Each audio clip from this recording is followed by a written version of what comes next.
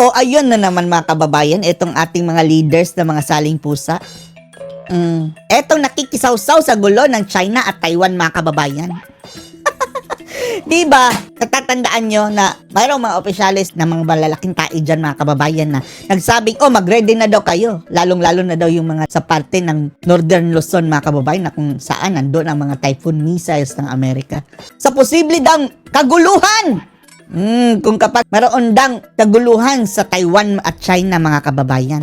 At ewan lang natin ha, under the Marcos administration, bakit ipal-ipal ang gobyernong Pilipinas mga kababayan sa gulo ng may gulo? Sa makatuwid, ginawa nga pala tayong mga kababayan, no? Site para i-launch yung mga typhoon missiles na posibleng tirahin ang China mga kababayan. Dahil kapag i-invade ng China ang Taiwan magre-retaliate ang Amerika at gagamitin nila mga kababayan sa retaliation etong mga missiles na nandito sa ating bansa. Yan ang sabi nito Pasio mga kababayan. Kaya lumalabas mga kababayan na nakikisaw-saw tayo sa away ng mga away na wala naman tayong pakinabang.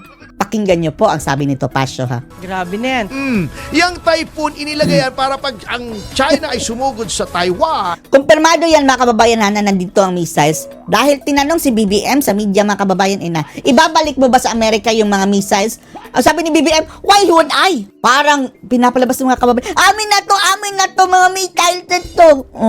Why would I do that? So kumpirmado mga kababayan, nandito ang mga missiles. Pwedeng tirahin ng US ang China. O isinali tayo sa gera na wala naman tayong kinalaman. Kaya nga, ipapahamak mo ang Pilipinas? Anong kasalanan ng mga Pilipino sa inyo? Desisyon lahat yan ng Presidente mga kababayan dahil siya ang architect ng foreign policy.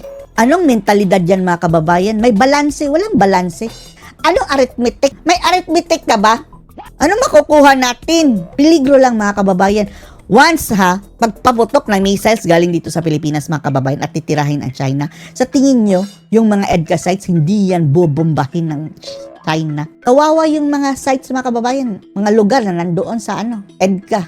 Mintik lang ang walang ganti. Si Sir Browner na lang dapat humarap doon kung kayo po yung nagbibigay Isa pa yan mga kababayan, no? Si Browner, yung counterpart ni Marbil mga kababayan sa AFP.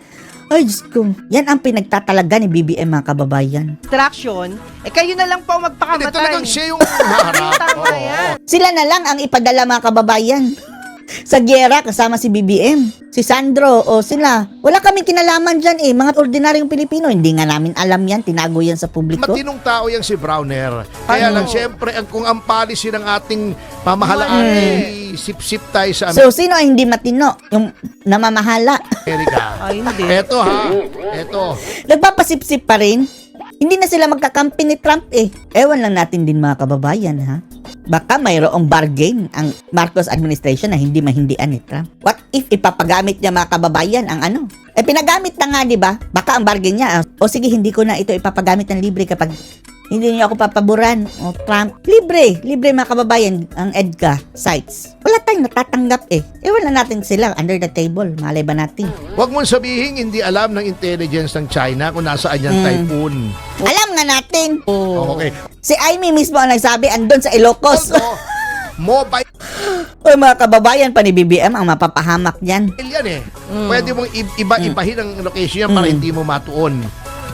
Kaya sinasabi lang mga spy na umaakyat sa puno ng nyog. What if mga kababayan, titirahin niyang missiles yan kung saan yan nakaposisyon ngayon. Titirahin ng China at dyan puputok sa pinaglalagyan niya ngayon. Wasak ang Ilocos Norte.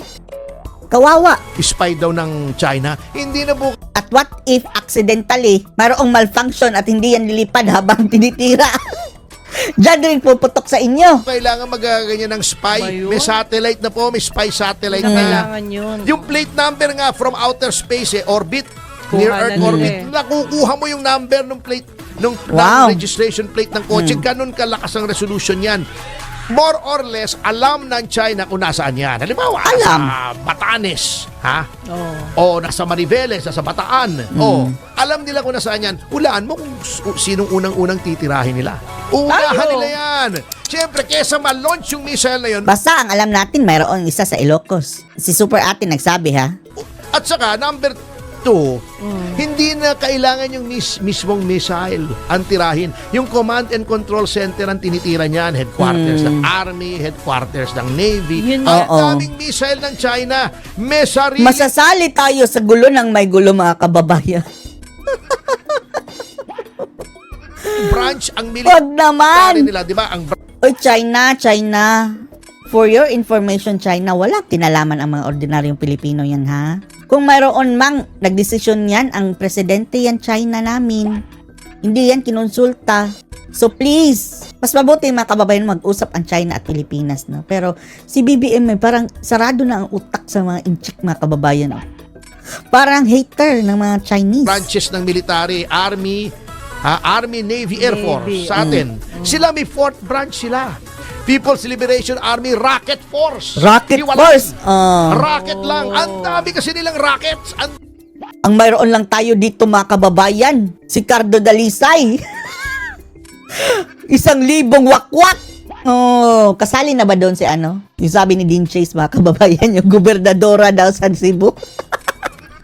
Hoy, si Dean Chase ang may sabi niya na, 10,000 kapre, 100,000 duwende, yan lang, isang penguin. Dami nilang missiles. Uupakan nilang komunikasyon natin para hindi ma-launch yan. Uunahin nila. Kasi kesa maunahan sila, uunahin. Gera yan eh. Ang Amerika nga, mga kababayan, kapag titirahin daw sila ng nuklear, mga kababayan, ni isang nuklear lang, at hindi pa aabot, mga kababayan, hindi pa maglalanding sa kanila, gaganti na sila ng ilan ba yun? 57, 47 na nuclear weapon doon sa bansang titira sa kanila. Pupulbusin na nila, mga kababayan. Paano kung gagawin yan ng China sa atin? Andito sa atin ang missiles eh. Ubos ang Pilipinas dahil sa desisyon ng isang kawawa po, mga kababayan. Bakit nagkakaganito tayo? Hindi nag-iisip Saan tayo nagkamali? to. Hindi naman ang kalaban mo maliit na bansa. Hindi naman Iraq. Yan yung mga yung Iraq noon, malakas na yon pero hindi ganun kalakas. Ibang usapan ang China. Ibang mga usapan. kasama. Hindi basta-basta ito. Maaring mas malakas ang Amerika, pero malakas din ang China. May tulog din ang Amerika rito at may tulog tayo rito kung tingin nila gagawing platform ang mga base rito, yung mga EDCA sites para mag-launch ng attack sa kanila. Preemptive strike nila yan. Gera yan. Gera patani na to. Damay tayo. Wala naman Yan. tayong kinalaman dyan eh. Oo nga. China, wala kaming kinalaman. Mag-usap na lang kayo ni BBM. Kung gusto makipag-usap sa inyo. Oo nga, mag-isip naman kayo sa dati nating kasaysayan. Animal. Lord, help us, Lord. Uulit na naman, parang ganun eh. Ang Taiwan, ang may interest dyan na protektahan ay Amerika dahil doon sa microchip ng Taiwan na walang makagawa. Walang makagawa kahit sino, mga kababayan. Mas maliit pa daw sa mga red blood cells, mga kababayan, yung transistors. Ganyan po ka-sophisticated yung mga nagagawang technology ng Taiwan. Oo. May interest silang protektahan yan. Kaya ang Taiwan, kampante sila na pag ginera sila, poprotektahan talaga sila ng Amerika. Ang Middle East, poprotektahan niya ng Amerika. Saudi Dahil sa oil. Tayo, poprotektahan ba tayo ng Amerika? Hindi nga tayo binabayaran dyan sa EDCA. Alas siya, bakit? May langis. Tayo ba may microchip?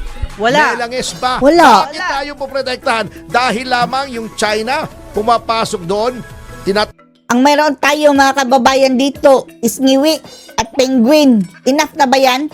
Para protektahan tayo ay tambalos-los din. taboy yung ating mga fishermen or kine-claim yung mga isla, naglalagay ng mga airstrip, yung mga nakausli sa dagat. Hindi po tayo poprotektahan yan.